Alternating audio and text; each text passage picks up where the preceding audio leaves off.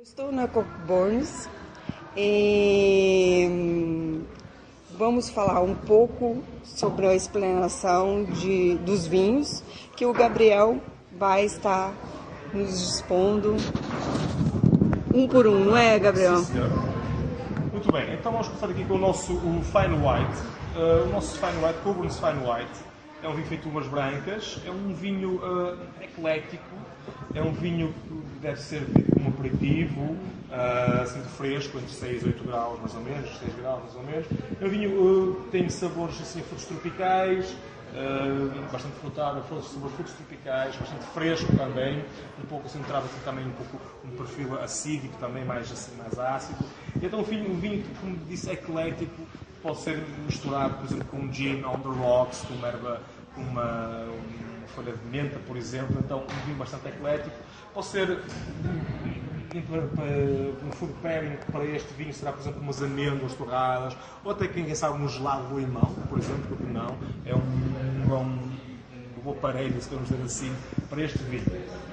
Ora bem, seguimos então para um Ruby, o nosso Special Reserve Ruby, um Ruby especial, um landmark, pode-se dizer, na história do vinho do Porto. É o Ruby Reserva original, o primeiro Ruby Reserva nos anos 60, então um landmark para a história do vinho do Porto. É um vinho então, que tem um perfil bastante frutado, um vinho que vai envelhecer mais ou menos 6 anos em média em balseiros grandes e, como disse, então bastante frutado. Vamos sentir aqueles aromas a frutos do bosque, também um pouco de abrunhos, ameixas, etc. Com taninos especiais, vamos sentir quase uma explosão na boca, assim um perfil apimentado, um vinho também um pouco redondo na boca, mas também um pouco também seco, vinho complexo, bem estruturado, um bom Ruby, o Ruby Reserva excelente. Mas este outro, diga.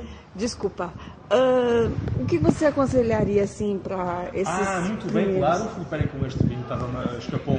Muito bem, então com este vinho aqui vai muito bem uma sobremesa baseada em chocolate. Há um chocolate negro, claro, um mousse de chocolate, um pastel com chocolate, por exemplo, um bolo que tenha uma cobertura ou um recheio de frutos vermelhos, um cheesecake, por exemplo, ou até mesmo um queijo mais forte, por exemplo. Passamos agora então ao Tawny 10 anos, o nosso Tawny 10 anos. É um vinho que vai envelhecer já não em balseiro, como o Special Reserve, mas sim em barril, em uns cascos de 650 litros. Então vai ter mais contato com madeira, vai envelhecer durante mais tempo. Isso vamos proporcionar o quê? Vamos proporcionar que o vinho tenha mais contato com madeira, lá está, oxidação e evaporação, devido a isso, o contato com madeira. Vamos pôr então a parte dos anjos, as taxas de 2% em volume ao ano. Vamos pôr então por evaporação álcool e água e vão-se concentrar ácidos e açúcares, e então os açúcares tendem a caramelizar enquanto se concentram, e vai dar então a combinação desses fatores, vai dar então origem a um vinho totalmente diferente, um vinho translúcido, como é fácil de ver, vinho translúcido, com diferentes tons dourados, acobreados, e lá está, com um perfil totalmente distinto e um buquê também totalmente distinto. Vamos sentir então frutos secos, nozes, amêndoas, caramelo, claro, raspa de casca de laranja. O vinho também tem uma boa presença acídica, um pouco de baunilha, tem um pouco amadeirado também, ou seja, um vinho totalmente diferente por comparação então ao Ruby neste caso. Porquê? Porque vai evoluir muito mais rápido, devido ao maior contato com a madeira. Temos então também um quarto vinho. Este quarto vinho é o nosso Quinta dos Canais Vintage. É um vintage. Então, é um vintage, este aqui é o 2007, um ano excepcional. É um vinho que tem um bom corpo. Antes de mais, deixe-me dizer que os vintages são vinhos excepcionais, feitos com das melhores uvas das nossas quintas, neste caso da nossa Quinta dos Canais. Vão envelhecer durante 2 anos, vão passar 2 anos em balseiro e depois serão engarrafados sem ser filtrados. São vinhos também que têm capacidade de envelhecer em garrafa, de maturar em garrafa. Lá está, antes de serem bebidos, depois da garrafa aberta, claro, esses vinhos têm que ser decantados.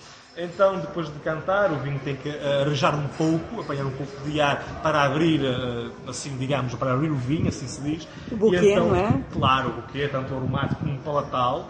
E então, depois, claro, então os vinhos vão ser bebidos, então, se ao ser bebido, vai-se sentir toda aquela potência floral, toda aquela potência aromática do vinho no nariz, e depois também na boca, um vinho bastante encorpado, full bodied, com bastante realmente full bodied, como se diz em inglês, e lá está, um vinho bem estruturado, vai-se sentir a fruta muito presente, aquela fruta madura muito presente, um vinho que pode ser combinado com, lá está, com sobremesas também baseadas em chocolate, mousse de chocolate, etc, etc, mas um vinho que por si só é quase um repasto, é poesia, um vinho muito, muito, muito bom. Bem, agora eu é que vou saborear. Sim, senhora. E gostaria que você... Você não pode me acompanhar, não é? Ah, sim, para segurar. Sim, senhora, segurarei um pouquinho então, já agora, não custa nada. Faz a E favor. agora eu começo Sim, deve começar da esquerda para a direita, com o fine white.